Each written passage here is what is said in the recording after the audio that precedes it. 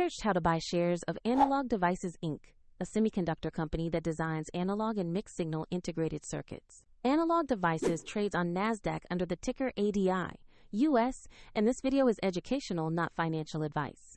To trade, you need a brokerage account. We use eToro as an example to demonstrate the process. After registering, you normally must verify your account with an identity document and add funds before placing any orders.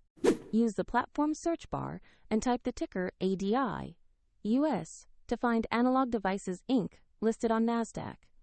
Confirm you select the correct listing from the search results. On the asset page, review the basic company information and the price chart to see recent performance. Make sure the page clearly shows Analog Devices, Inc. and the ADI, US ticker before proceeding. To invest, click Trade or Buy, enter the amount you want to invest, review the order details, and confirm the transaction. If the market is closed, the order may be queued or scheduled, and if you do not have enough funds, the platform will prompt you to add money before the purchase completes. After your purchase, a position will appear in your portfolio where you can monitor it.